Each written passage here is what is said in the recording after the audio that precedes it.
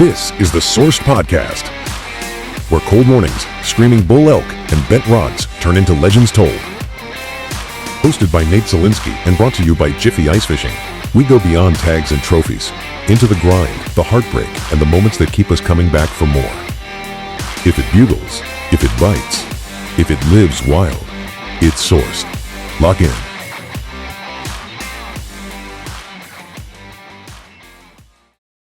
Welcome to the Source Podcast. I am your host, Nate Zielinski. This podcast and every podcast officially brought to you by Jiffy Ice Fishing. I tell you what, we are so thankful for all the folks at Jiffy and all they do. And again, this is officially the Jiffy podcast called The Source. So we're super excited about that. Today we got an interesting show. Literally from behind the scenes on everything you've ever watched from me, every edit, everything you've seen. Mr. Chris Edlin is always behind the camera, behind the computer. And today he is in the seat. We kind of have a different podcast for you. We've kind of honestly just been finding our niche, right? No doubt we've been on, or at least myself, I've been on so many podcasts for so many years and never hosted one. And then Chris and I wanted to start this one with Jiffy, so we started this podcast. And we've been hosting them now for quite a bit. We finally found our niche. I think we finally found a flow that we like, and maybe you've liked some of them, maybe you haven't. But we finally found a niche, and then we've had a lot of our audience wanting to ask a few questions. So we figured every 5-10 podcasts, let's get to some of the questions, I guess. Yeah, absolutely. Yeah, it's been a bit of a struggle to try to get. It's all the audio and all the video equipment, and it's like we're changing locations, and one day we're here, one day we're at a show, one day we're at your house. Like, it just gets a little bit wild trying to get all this stuff set up. But I think we finally gotten it dialed to the point where we can produce a few shows a day and they come out with decent quality. I mean, that's it. So if you watch some of the beginning ones, we're sorry. You've seen us do a lot of changes, things like that. It's so funny because we've produced broadcast quality shows on hunts, and we do a lot of content and media. And when I was talking to the guys at Jiffy, and I was like, hey, like, we should do a podcast. I was like, oh, that's easy. and like, for what should be the easiest of all our productions, like in a studio, power, we struggled with it. So either way, we're cranking now. It's the Source Podcast. We're excited about it. I think we have a flow. We did, yeah. It's hard to be like a 90s kid and grow up with like technology, and then you finally like hit that peak of like you're a dad now, and you start to realize like I'm letting it slip a little bit. Like there's some technology stuff that I got to learn now. You're saying that. I never had it to let it slip, so I've been relied 100% on you for everything that we've ever done. That's fair. For sure. The one thing that I will say that's interesting about,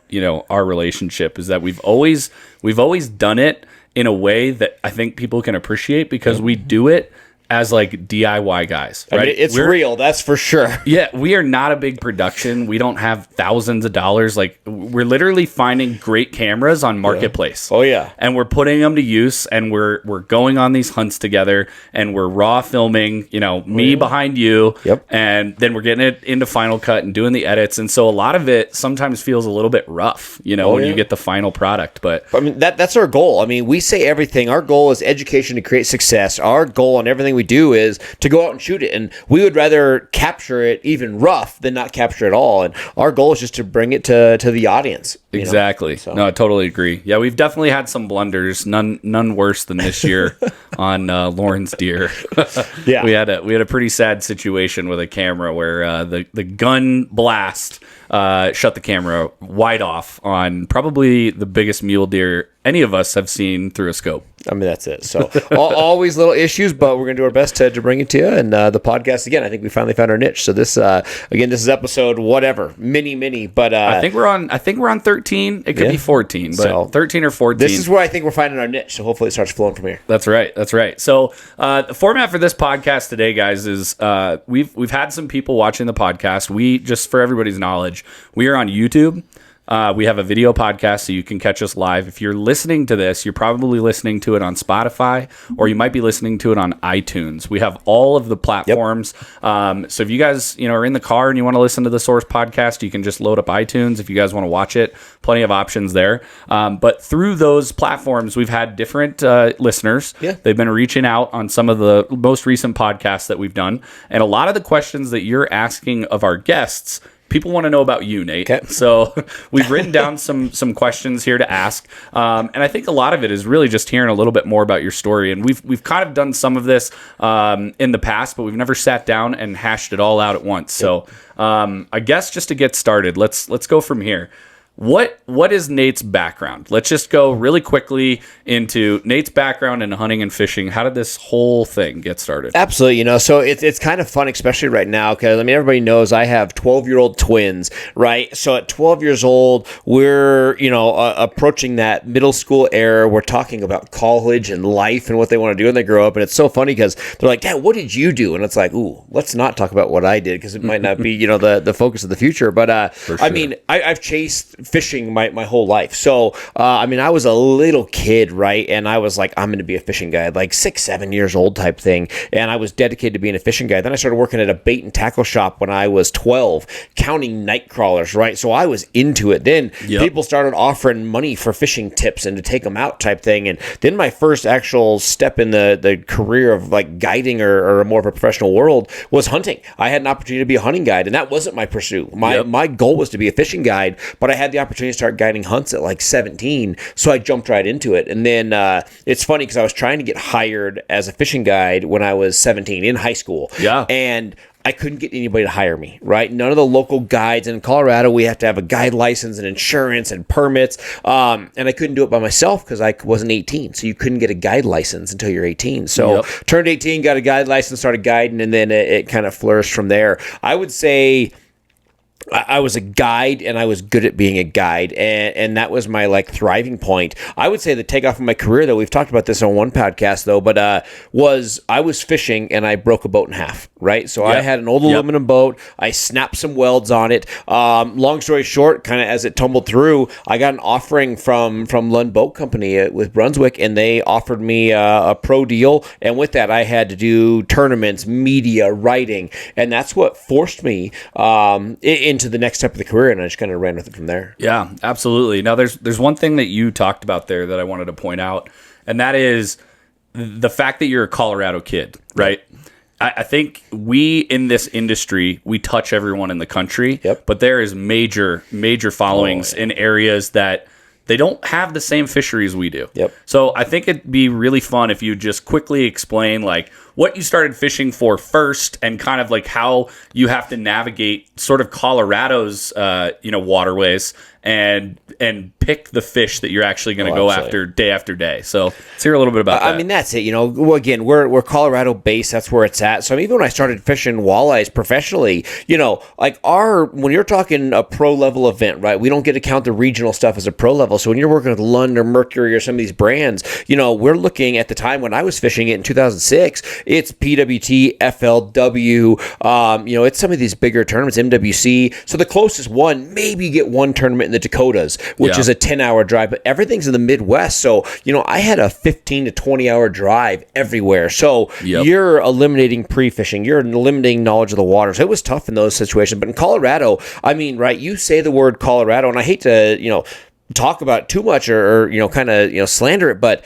like if you talk to people, Colorado's a trout state, right? When you say Colorado, people are thinking fly fishing, rivers, they're thinking trout. And honestly, I'm honored to say that I was kind of a part of the big push back in the day to highlight the other species we have here, right? Totally. I was just, as we started getting digital capabilities, right, to where we could start showing the world what we have, I was kind of a part of that kind of crew that started doing that. But we have phenomenal giant pike. We obviously have some of the biggest lake trout in the country. Huge walleye. We got bass. We got so many warm water species. But where Colorado struggles and thrives is the fact that we have limited water, right? We're the watershed of the country, right? From literally right in the middle of the state of Colorado, the Continental Divide, half our waterway goes to the Atlantic, half goes to the Pacific. So we get snow melt, we have a ton of water, but our impoundments, our reservoirs, are few and far between. So, I'm driving,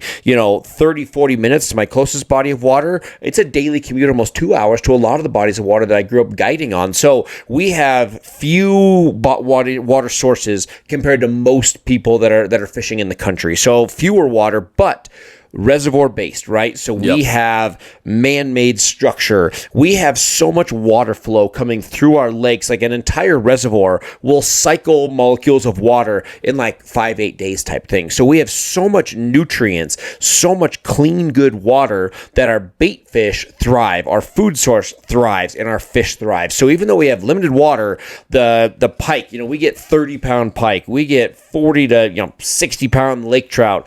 Our Colorado state record for walleye is 18 pounds 13 ounces, but getting a 12, 13, 14 pounder, we can do it. We have those options. So the quality of fish is through the roof. And honestly, like, we guide a lot of stillwater fly fishing, but we don't even fish a river with a fly rod for trout like we're known for.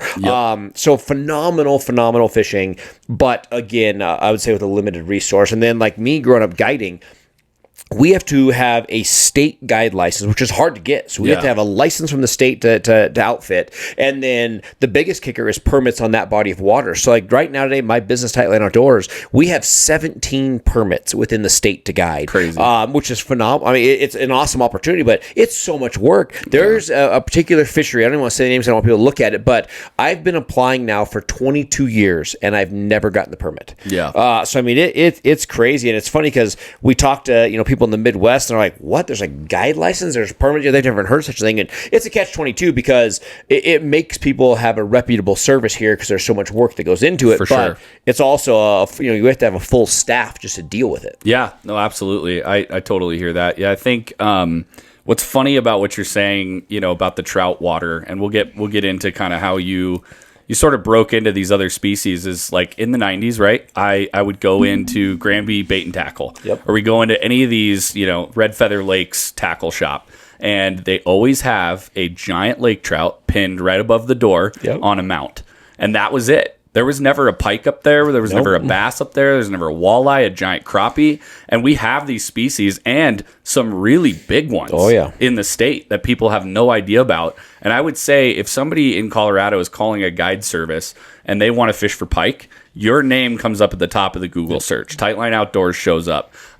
So I want to talk a little bit as we get into like the Tightline piece, because we've talked a little bit about, how you started to get into guiding, but let's talk about like Tightline in general. Like how right now you're a massive operation, right? Ice tournaments. You guys do the catch rate series. You guys did tournaments for years that I used to fish when I was in my teens. Like, let's talk a little bit about, where Tightline, how it got to where it is today. Absolutely. So we started off as a guide service, and it was just me, right? I was following my dream of being a guide. So just guiding a ton. And then what broke me into other species, I was typical, right? I did some walleye fishing. I did a little bit of everything. But I was following Colorado roots. I was following, Colorado methods and concepts. And then when I went pro on the walleye tour in 2005, 6 in that range, and I really started digging into walleye tournaments, obviously the knowledge that comes with it blew it up, right? All of a sudden, I really started to understand electronics, and I became better with electronics.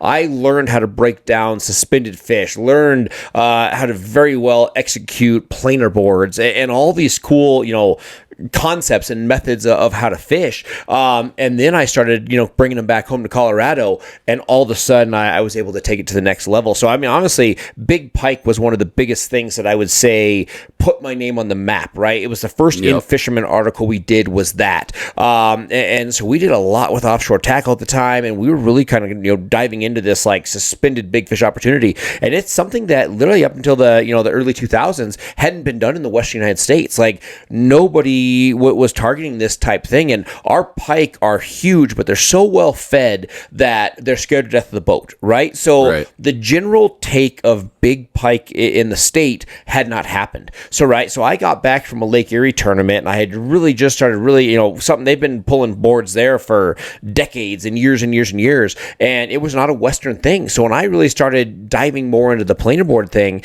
all of a sudden I put on 8-10 inch plugs, big stick baits. And I pulled like a 4-board set, right? 4 on each side. So I was pulling 8 boards, and I came down a big weed flat at Spinney, and we hooked like 8 pike, and 7 of them were over 40 inches. And I was like, whoa, like that's more than we catch in a month. And all of a sudden we really started to like learn about the species, and it kind of just took off from there. So became a very successful guide service, started hiring guides.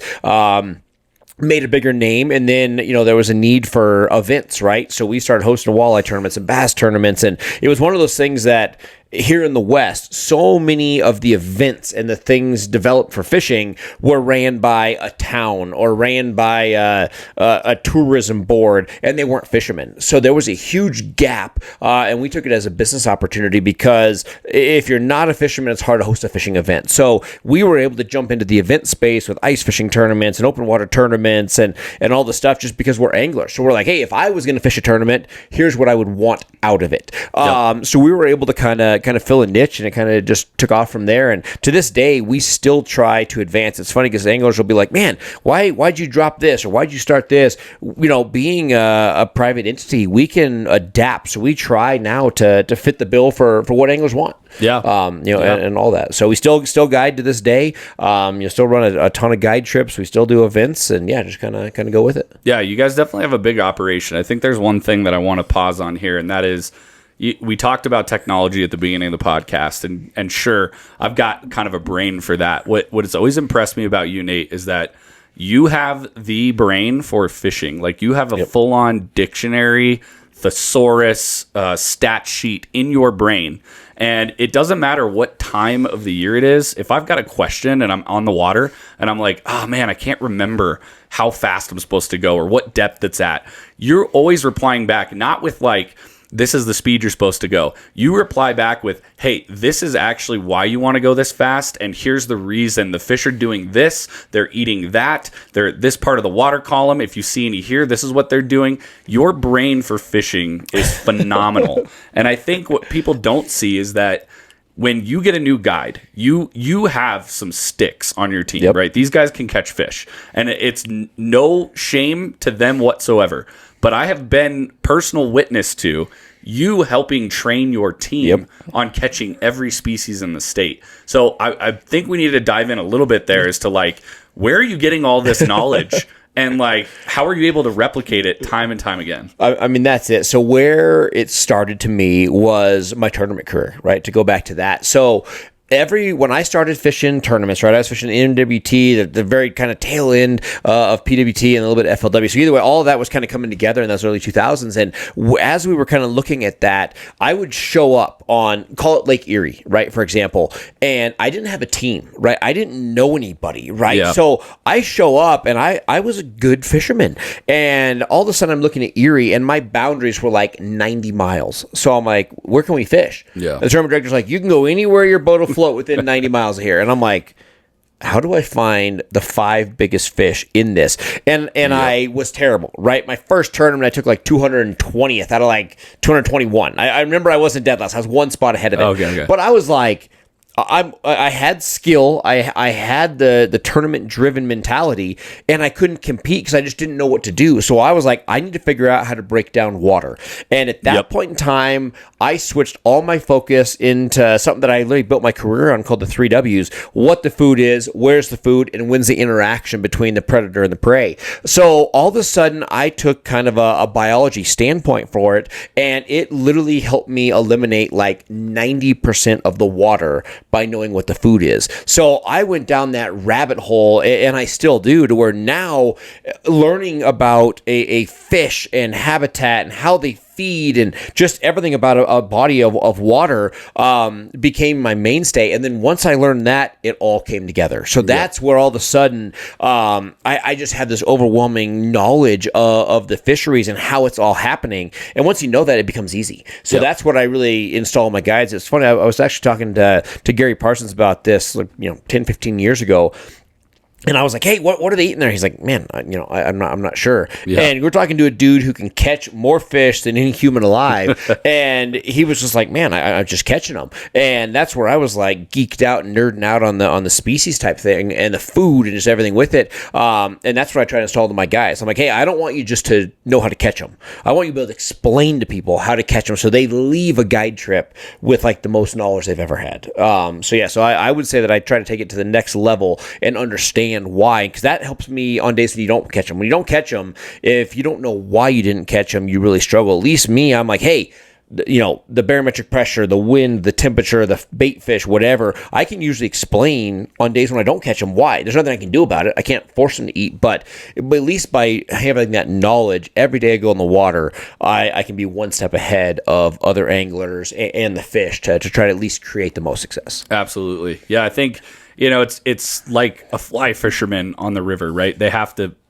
we call it like sit and watch time, where you get to the river and you're going to be more successful that day if you just sit on the bank and see what's happening and go, oh, okay, I see these things are hatching and I see that it's mostly the fish are rising, and then you're going to have a better day than going out there and just tossing a nymph. And you're the same way with like walleye. You've said it multiple times on your Facebook and on YouTube, like in the springtime at Cherry Creek, the walleye are feeding on these bloodworms down in the sand or in the mud. And I always found it fascinating. I'm like, how does he know? Like, who is he talking to? Is it the biologists that know this? Is he dropping a camera down and seeing? Like, I still don't think I fully grasp like where all this information comes from, but it definitely sets you apart, including like going to Chatfield. I think this was a couple of years ago. I mean, you're catching walleye on a fly rod, on a tiny little midge, and people don't even think that's possible because walleyes don't eat midges. They eat bait fish, I mean, that's it. And like that scenario, there's 100 boats out there, 50 boats out there doing it. Everybody's catching fish and nobody knows why.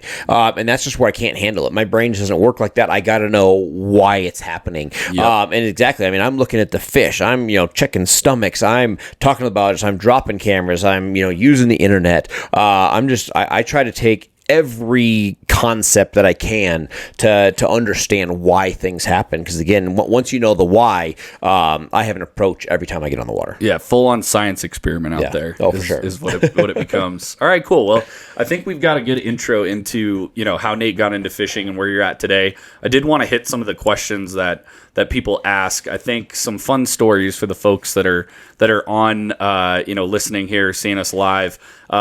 Nate has got a very deep Rolodex of stories and some pretty insane ones. So one of the questions that came in, we want to know about like your craziest days on the water. I think we could go beyond that and even say your craziest days on the road, right? Just because I mean, that's it. That's about half the battle. But what's some crazy stories you could throw out there? Honestly, I would say my first really like crazy day was my first time ever fishing big water, right? So I'm a Western reservoir guy. Even if we go into Wyoming, we have big bodies of water. We have high winds. So when I started my tournament career, I was extremely comfortable on boats, comfortable on gnarly chop. And my first extreme blow day on Lake Erie blew my mind just because I had never seen it, right? So we launched for a tournament and they said, hey, expect wind. And the tournament rules at the time were as long as it's not a small craft advisory at the start time, they send you. So they sent us in a windy day. And a lot of this has changed since then. Now they're a little safer, but at the time they sent us out. It got windy and we were on like 8-9 footers on Erie, and I just had never seen that. I didn't know how to run my boat. I didn't know how to deal with it. So I'm like a nervous wreck, right? I mean, sure. and they're just big rollers and everybody's just fishing. And I remember like to this day when I had a 30-inch walleye on and I'm netting it and my net is like 8 foot over my head. Right? So I'm kind of trolling in a trough at like a 45 up and down these waves. And I have this big wave and I'm at the bottom of the trough and that fish is like 8 foot above me. And I'm like reaching my net into the wave to nab this fish. And I mean, like I put together a limit and I was like, and I'm like beside myself. I don't even know what to do. I'm so scared. Oh, sure. And now I'm like, I got to run in and it's like 15 miles. You know what I mean? So like the first time that you full throttle up a wave and then kill it and slide down, like, I mean, I didn't sleep for like a week after that. I was so nerved up. So that was probably my first like crazy day on the water where I was just like, what's happening? Which it was nuts. And then I had, some other, I mean, obviously I've seen a little bit of everything on the water and stabbing waves and losing stuff and almost sinking. And, I remember I was on Green Bay with a good buddy, Bobby Blosser, and I took on so much water and I'm like just standing there, right? There's stuff floating out of my boat. And he's like, use your cowling to bail. And I'm like, what? And so and he's like, open your compartment so the water can flood into your hole so your bilge will work. He goes, and use your cowling to bail the top part. And just calm and collected. Yep. Bobby's like, so I'm like, because there's so much water on the deck, the boat's almost like heavy. Yeah. So I open up all the battery trays and water floods in. So then the bilge gets to it, which was helping. Yep. And then all the top water, I took off my kicker cowling and I'm just bailing. And, and I'm just like, things you just don't know. Right, Oh, yeah. A young tournament angler, and Oh, yeah. I mean, so just some crazy stuff. And then, I mean, when I was hitting the guiding hard, and this was kind of back in the tournament days, but 2008, 2009, I would guide 24/7. Then I'd go fish tournaments. And 2010, I did 330 days on the water. So I took a break from hunting and a break from guiding, 2008 to 12-ish.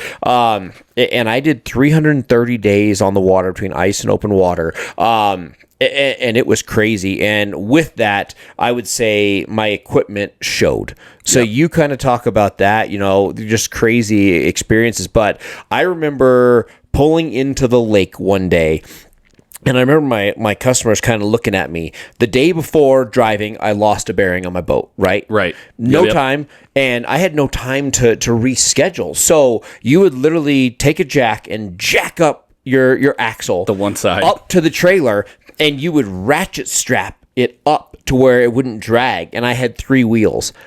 I lost another one the next day. So I came pulling in, right? No lights, license plate fell off when the tire came off, and I had 2 wheels. So I had 1 axle working. Yes. And they're just looking at me, and I'm just like, hey, man, let's go fishing. And that was in May. I did 59 guide trips in May. And it's so funny because, right in Colorado, I'm old school right now, and I don't guide near as much as I used to. I'm down to a couple days a week kind of thing. But I was talking to one of the newer guides, right, really striving to make his name. And, they were just talking about the fatigue and how tired they are. And I'm like, dude, I'm 43 now, but I'm like, man, I've been doing this since I was 17. Right. I'm like, the day you do 59 trips in a month, so doubles every single day. My kicker and my main engine broke on the last. I was going to pull off 60 days in a month. Yes. And, it literally, I had no wheels. My big engine smoked and my kicker broke down. So I had an electric, and I was like, you know what? I probably shouldn't get on the water. Yeah, it's probably over. On a windy day, so I'm done. But 59 guide trips was my biggest push of career. But the equipment breakdowns probably led to some of the craziest times on the water. But for sure. I mean, that's it. I've seen everything, right? Boats sink. We've had all kinds of stuff. I work with the DNR to help find and recover some victims, which is super sad. It's kind of catch-22, right? You're like, if anybody loses their life on the water, it is a tragedy, and it is so sad. But I also am honored that I get to work with our state facilities, our law enforcement officers, to help make those recoveries, just so the family can find some peace in it. Absolutely. And there's been some crazy stuff with that. I was actually on a body of water, and I was running a night shift. So I was on the water all night long, all alone. And the state had kind of wrapped up their search, and they still didn't have recovery. And I was out there, and there was a big thing of foam, because it was so windy, floating on the water. I'm all alone. It's the middle of the night. I'm running these green lights which shine on my planer boards, right? And that's all I can see, and I'm tired, and I'm out there, and I see this foam, and I can't quite tell what it is. It's choppy, and I pull up to it, and I'm like, what is that? And I'm like, this might be it. This is it. And a duck flew out of the foam. So I'm 5 feet away. And, so just crazy story, but scared me so bad. I just lost my mind. And the next day, it's kind of crazy. I was still out on the search looking for that. And I was driving around. It was getting light in the morning. And I saw a body. And I was like, now it's real. Yeah, now it's real. The body was up on shore. Right, so I'm like, it drifted up. Yep. So either way, I'm doing my job. So I have to I take pictures and show it to law enforcement. And I pull up on the beach, and I jump off my boat, and this person wakes up. It was a homeless person sleeping on the shore. It was 6-7 foot up. Oh yeah, and they literally just it was a person that just didn't like just laying on the beach. Wow. And I mean, like, same thing. So like I'm going on 2 days of being scared out of my mind. So I mean, the cruise led to all kinds of stuff, from big gnarly water almost sinking to bailing to breakdowns. Absolutely. Well, I want to just dive into that really fast, just because I think a lot of people may not understand the relationship there. So this is actually a question I asked you back in the day, because you were like, hey man, I'm out on the water. I'm like, oh, what are you catching? And you're like, oh, I'm not, I'm looking for a body. Yeah. And I was like, you? Like, why?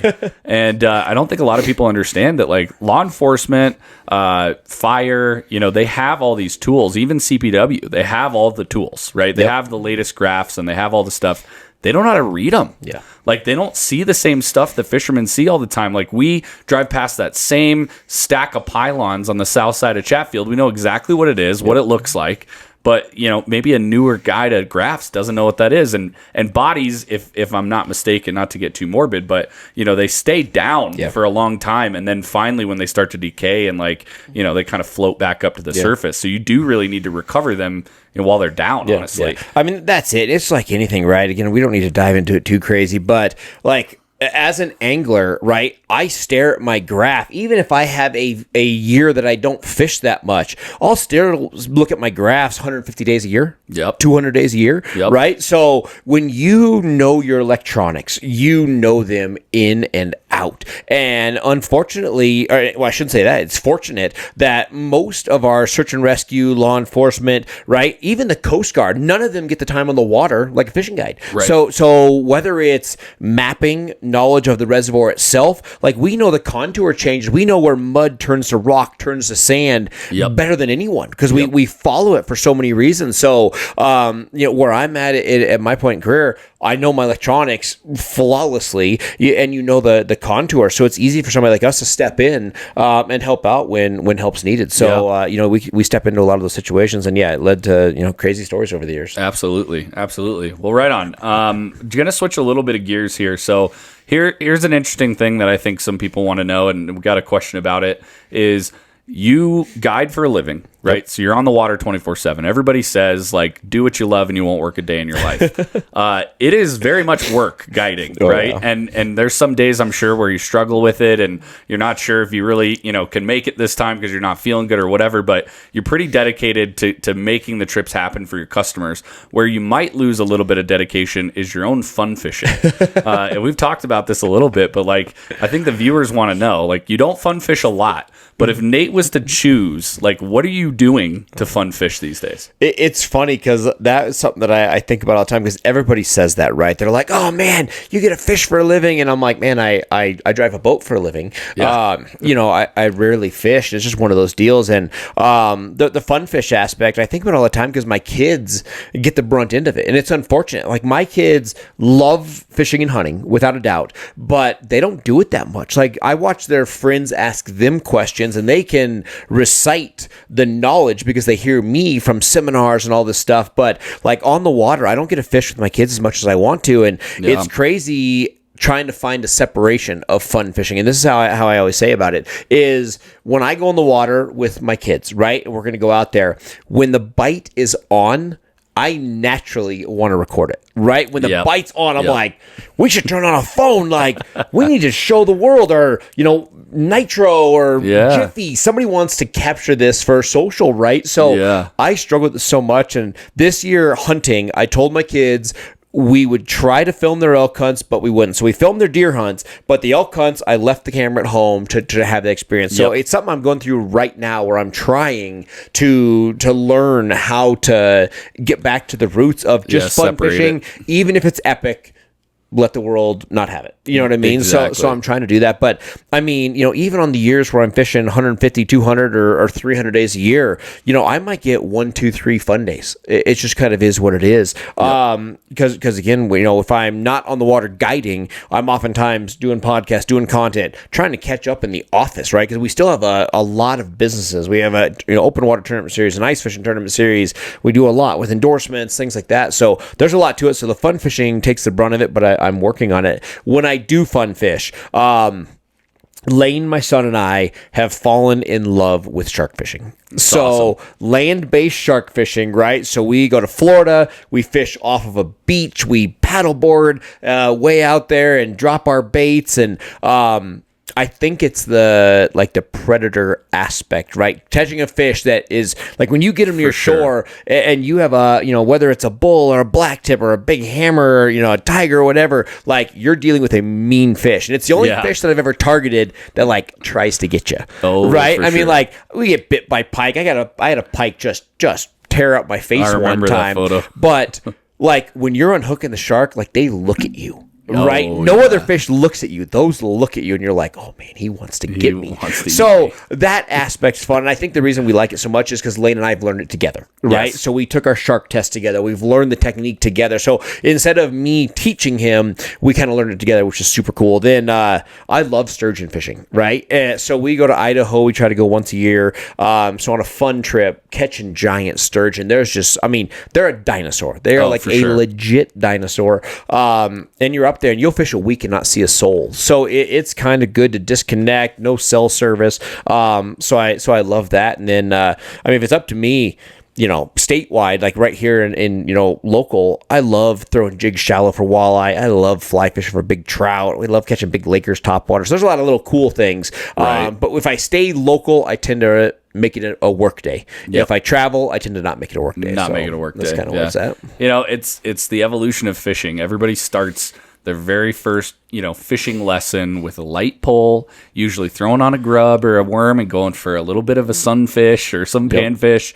And then it just keeps progressing. And I think there's nothing that you can catch in Colorado now that you haven't already caught. Yeah. And so it's natural progression. Like, all right, if I can't catch any more 40-inch pike and that doesn't do it for me, I got to go get my adrenaline out on sturgeon that are 8-9 foot long or a shark that's going to, tear my calf off. Yep. But I can definitely see that. And your kids, just to speak about that a little bit, like everybody that's been around Tightline has seen your kids go from infancy to where they are today, which is like preteen years. Like we're starting to get up there. Oh yeah. And they're getting more involved now, which I think is awesome. Like we just had an ice addiction up at Grand Lake and Lane came up and did the father-son thing and he was helping with the line and he gets it all and he loves it and he's excited about it. Where do you feel like your kids are going to take this thing next? Do you think with their personalities that they're bought into like they're going to be fishing guides, they're going to be hunting guides, or do you feel like they might stray a little bit because of the busyness of your life?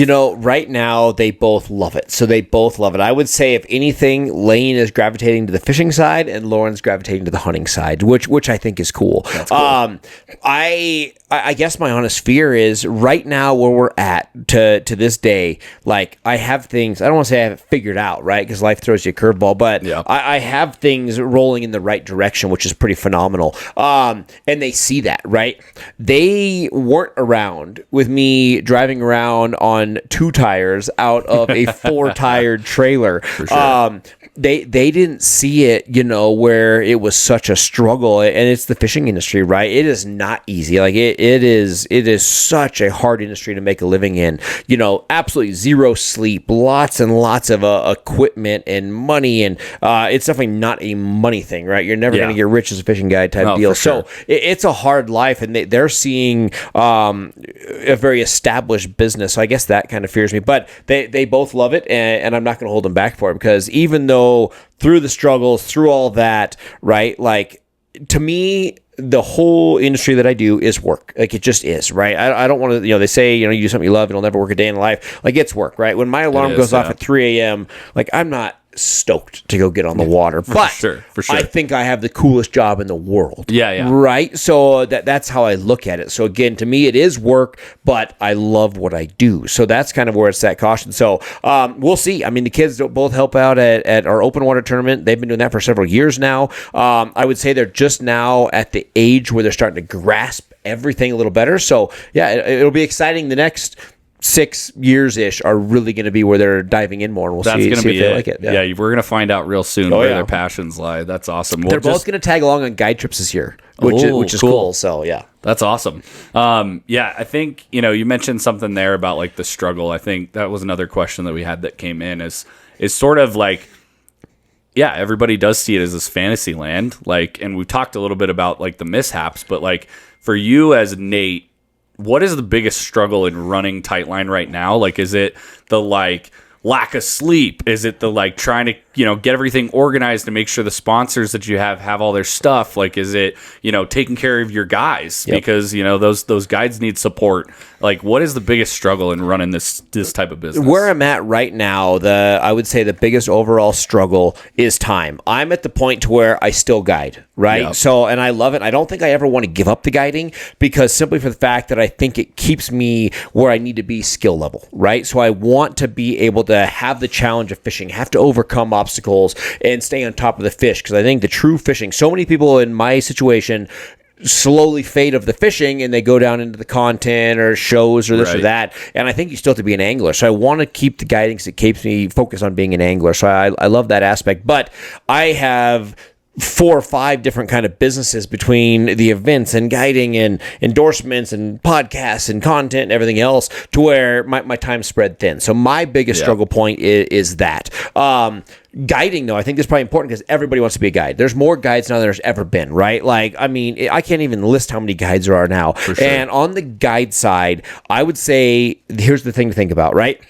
Everybody has a job, or most of us have a job, right? Yep. Being a fishing guide, it is literally like, let's just say you're a desk person that requires a computer. When you're a fishing guide, it's like 50-50 if your computer would be there as a desk guy, right? Like, you can be the best guide in the world, the best equipment, bait, everything perfect. But if the fish don't want to bite, you can't force them, right? That's where hunting, I love, because they don't have to bite, right? They can hide, but I can usually try to go find them. So I always have a little extra edge in the hunting world. In the fishing world, I can't dive down there and like put a hook in their mouth. Yep, exactly. So, like, you literally are always going to have days where you do everything flawless and the fish just won't bite. And there's nothing more frustrating, because you'll have a guest in the boat that had booked this trip a year ago. Right? And they want you. They've looked forward to it. Like, they are so excited, and all you want to do is deliver. And there's days when you get on the water where they will not bite. And some people know that.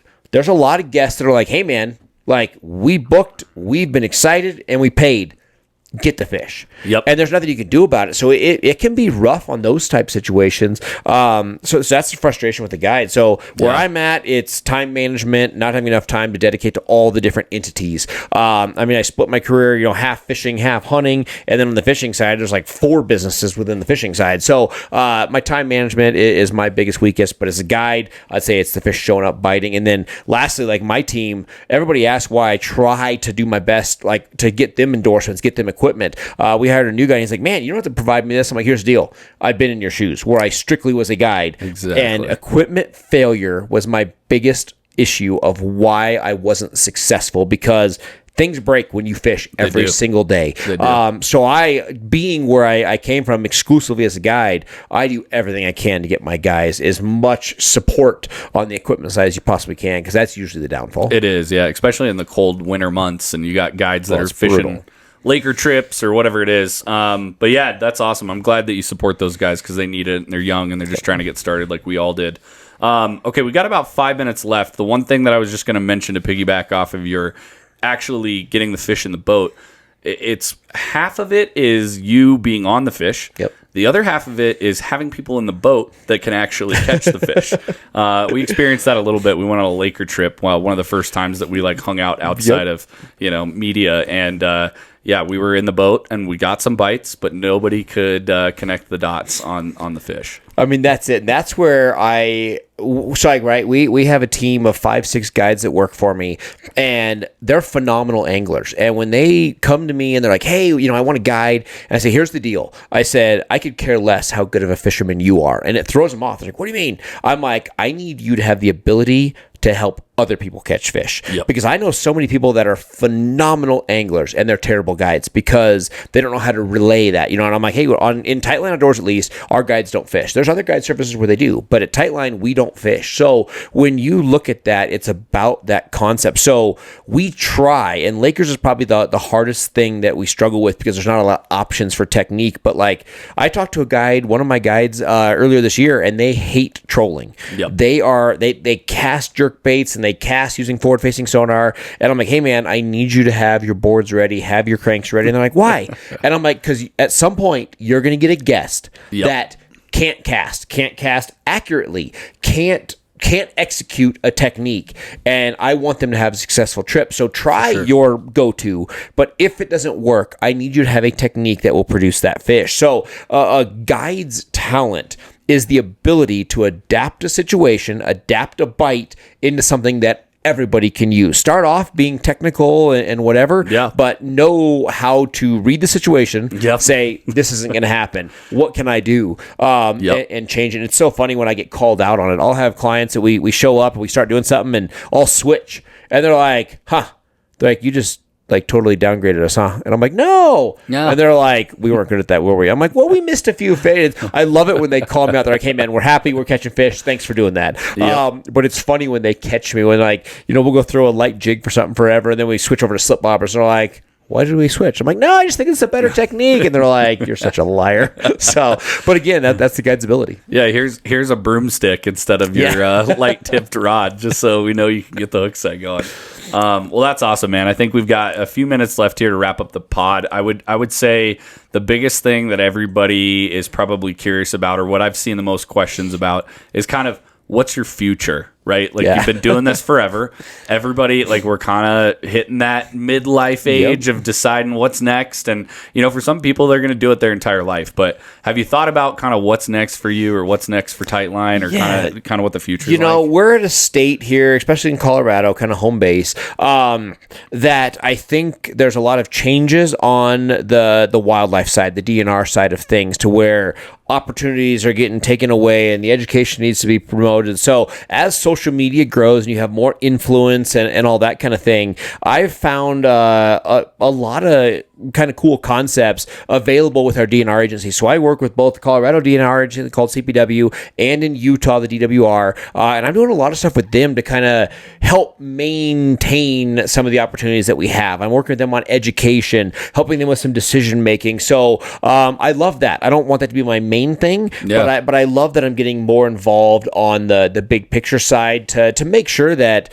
our opportunities continue. So I really love that. I'm going to focus a little bit on content with my kids. Not that I want to turn every day into that, but I'd like to fish with my kids more. So I'd rather remove a day or two of guiding to get my kids on the water more, even if we have to film it to kind of do that. So I think that, and then I want to chase some big fish. So I'm gonna definitely put a little more focus on some sharks. I'll be doing a lot more shark fishing. Nice. I'm gonna do a lot more saltwater fishing here in the future because I love it and haven't done it. It's kind of new. But that's it. Yeah, try to maintain what we're doing. I think we're always gonna have a guide service. Just create more education, help more people create success. Yeah, that's awesome. Well, I think that's about our time for today's podcast. If you guys enjoyed this, let us know. We're happy to go through more viewer questions. I know this is nice for people to kind of get a glimpse into Nate's life. But yeah, this was the pod today. And, as always, brought to you by Jiffy Ice Fishing. Nate, I don't know if there's anything you want to say to conclude here. Man, I just appreciate it. So again, Chris kind of got in the driver's seat today. We'll probably do these every 5-6. We have a lot of questions that come on there. People are like, hey, we want to, hear that story, your side of the story or whatever. So either way, hopefully you enjoyed that. That was kind of my look on some of the questions that we've had. So, Chris, I appreciate you being on camera instead of just behind it. So, thank you for that. I was your host and Chris Edlin here. But again, Chris Edlin is your producer. I'm your host, Nate Zielinski. This is the Source Podcast, officially brought to you by Jiffy Ice Fishing. As always, a huge thanks to Jiffy Ice Fishing for all they do. We made that big transformation from Jiffy Ice Drills to Jiffy Ice Fishing. We're the home of ice camping with our base camp model. So, again, huge thanks to Jiffy for all you do. We'll see you next time. See you guys.